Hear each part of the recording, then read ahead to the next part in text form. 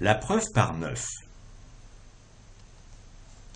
Il existe une méthode simple pour vérifier, en partie, une multiplication. Ça s'appelle la preuve par 9 et nous allons l'étudier. Cette méthode n'est pas un test parfait. Dans certains cas, elle permet d'assurer qu'une multiplication est fausse. Dans d'autres cas, elle permet de dire qu'une multiplication qu'on a faite est probablement juste. Voyons comment ça marche. Supposons qu'on a multiplié deux nombres. Par exemple, comme dans la leçon précédente, 331 multiplié par 13, et on a obtenu 4303. Alors voici comment on procède. On prend d'abord le premier nombre, on additionne les chiffres de ce premier nombre, 3, 3 et 1, ici on obtient 7. Si on avait obtenu 10 ou plus, il aurait fallu de nouveau additionner les chiffres du nombre qu'on aurait obtenu pour parvenir finalement à un nombre entre 0 et 9. Donc ici on a obtenu 7. Ensuite on fait la même chose avec l'autre nombre, qui était 13. Donc 13, ça donne 1 plus 3, ça donne 4. L'étape suivante, c'est de multiplier le premier nombre qu'on a obtenu, 7, avec le deuxième, 4. Ça donne 28. De nouveau, on additionne les chiffres de 28. 2 plus 8, ça fait 10. 10, c'est supérieur à 9. Donc là, on prend de nouveau la somme des chiffres, 1 plus 0, et ça donne 1. Donc ça, c'est un premier nombre important. Et on va le comparer avec la même opération faite sur le résultat de notre multiplication. Donc on prend 4303 et on additionne les chiffres. 4 plus 3 plus 0 plus 3. Ça donne 10. 10, on va encore additionner les chiffres pour arriver à quelque chose entre 0 et 9. 1 plus 0, ça fait 1. Donc nous voici maintenant avec deux nombres, 1 et puis 1. Si les deux nombres obtenus ici étaient différents, on pourrait dire que la multiplication est certainement fausse.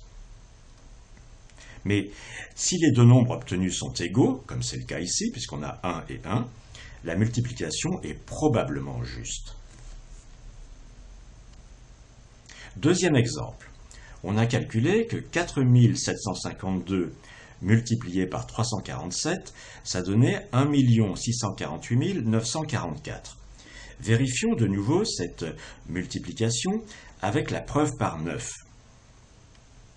Donc on prend le premier des deux nombres, on additionne ces chiffres, 4 plus 7 plus 5 plus 2, 4 et 7 ça fait 11, et 5 ça fait 16, plus 2 ça fait 18.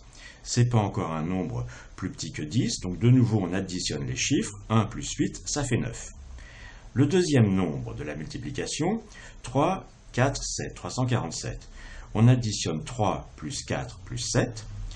3 et 4, ça fait 7. 7 et 7, ça fait 14. Et comme je l'ai dit, ici, on continue. On additionne les deux chiffres. Ça fait 5. Donc, on a ces deux chiffres intermédiaires. Alors, on les multiplie entre eux. 9 fois 5, ça fait 45. 45, on applique de nouveau cette méthode, c'est-à-dire d'additionner les chiffres. 4 plus 5, ça fait 9. Et on va comparer ce nombre-ci avec celui que l'on obtient en procédant directement avec le résultat de notre multiplication. Donc 1 648 944, ça donne 1 plus 6 plus 4 plus 8 plus 9 plus 4 plus 4. Alors 6 et 1, 7. 7 et 4, 11. 11 et 8, ça fait 19. 19 et 9, ça fait 28. 28 et 8, ça fait 36. 36, c'est encore un nombre où il faut additionner les chiffres. Ça fait 3 plus 6, ça fait 9. Donc les deux nombres finaux sont égaux, 9 et 9. Donc la multiplication est probablement juste.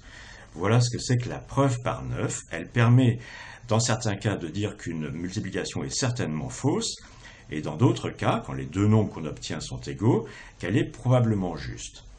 On verra une autre année pourquoi la preuve par 9 marche comme ça.